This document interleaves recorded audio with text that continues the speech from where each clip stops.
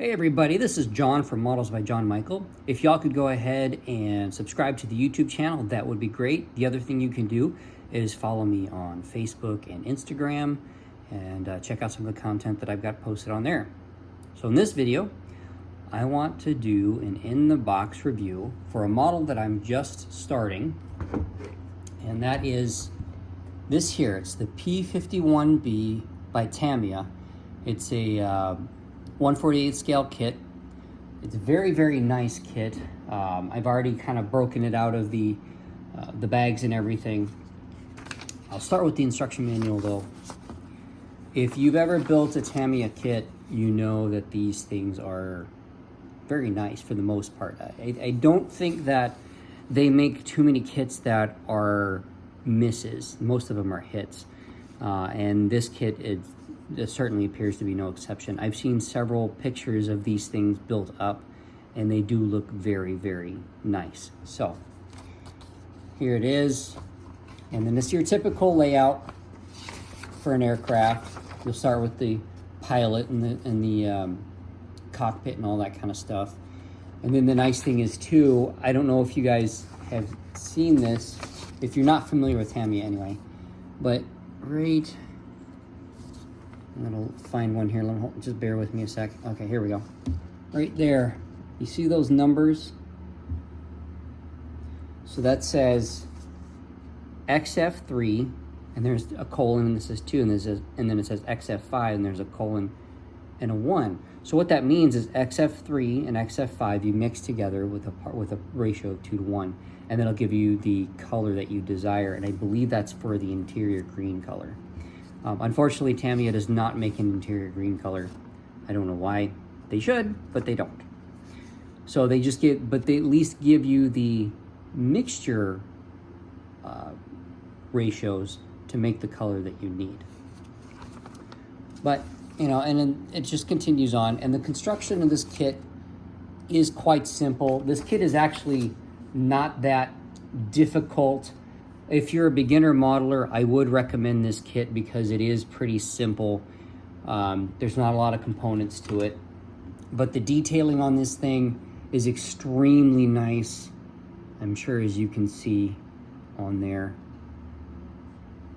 So there's not a lot to be desired as far as detail goes. And here are the wings. You can see all the detail on the wings, and you can even see the rivets in some places, you know, where they would have like the riveting and whatnot. So very, very nice detail. You do have some options, and there are some parts missing. That's just because I started breaking out the cockpit and stuff just to start building it, but I figured I'd do a little video. There are the clear parts. You do have some options with your clear parts. You can do an open canopy, you can do closed canopy. So very, very nice. The other thing you do have on this, I'll just show you in the box here, you just have some options for your paint scheme and your decals. So there's one. There's another.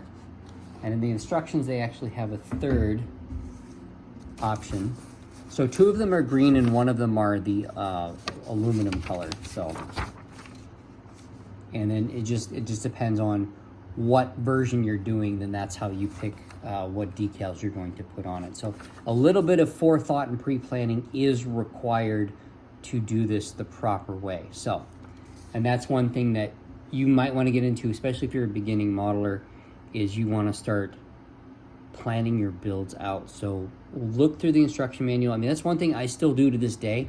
I still break out the instruction manual of a new kit, and I'll look at it 2 or 3 times before I even start working on it, just so that I'm familiar with what's going on and I'm not caught off guard by anything during the middle of the build. Because to me, that's one of the worst things that can happen, is you're just, well, I didn't plan for that, and it might be you've already sealed up the canopy or the fuselage, and you've got the cockpit in there and everything, but there was a part that you needed to put on the cockpit.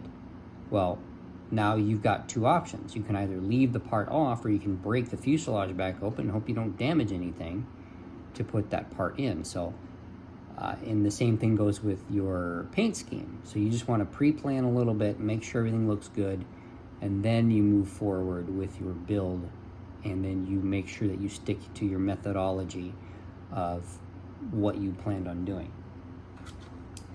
This kit does contain decals for all 3 versions. If I can get them out of the box here. Here we go. So that's all the decals. It does look like a lot, especially if you're a newer builder. But your main markings, your stars and bars, you just have those because all 3 versions of that aircraft will use the same stars and bars. The only thing that differs are some of your squadron markings, some of the lines, you know, like the black or the white lines, and then of course your checkered markings and all that kind of stuff. That's the only thing that's really going to differ. But stars and bars is going to be standard among all of them.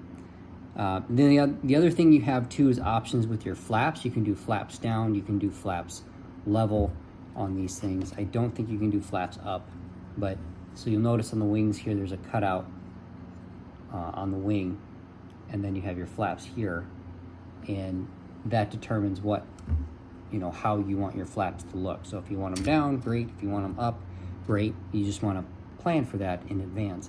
Now if you want them up, there are little tabs on the flaps you have to cut off so that you can make them look even with the rest of the wing. So that's just something to be aware of. Other than that, that's all I've got today.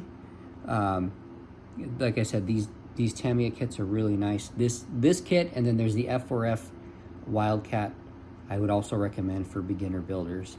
That's a very nice kit. So and so if you're looking to get into aircraft, that's the route to go. So anyway, guys, that's all I got for now. Thanks for watching. I really do appreciate each and every one of you. So you guys take care. Happy modeling.